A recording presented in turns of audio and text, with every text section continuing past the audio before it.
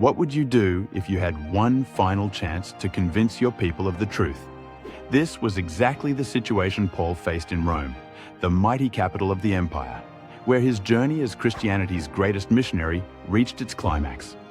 After surviving shipwrecks, imprisonment, and countless perils, Paul finally arrived in Rome around 60 AD. Though under house arrest, he enjoyed remarkable freedom.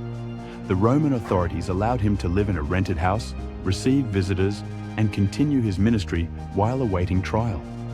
This unusual arrangement fulfilled God's promise that Paul would testify in Rome.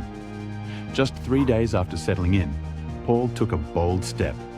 He called together the leaders of Rome's Jewish community. This wasn't just any gathering. It was a strategic move to reach the influential Jewish population in the empire's heart.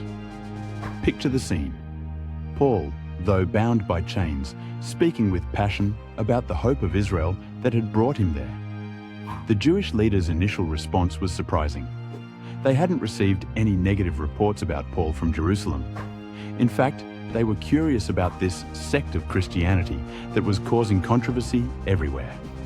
They agreed to return with more people to hear Paul's message in detail. On the appointed day, Paul spent hours explaining how Jesus fulfilled the prophecies from the law of Moses and the prophets.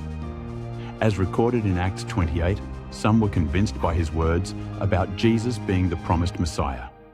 Others, however, refused to believe.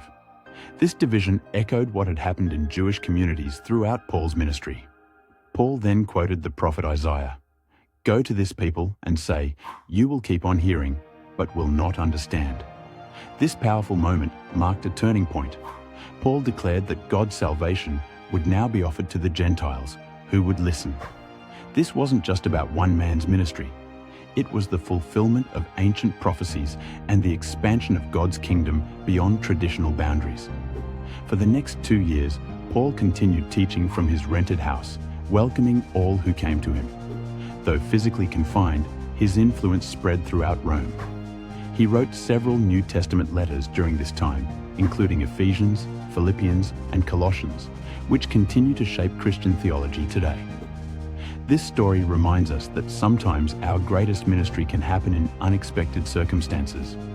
Paul's house arrest became a platform for spreading the gospel in the heart of the Roman Empire, proving that God's message cannot be chained.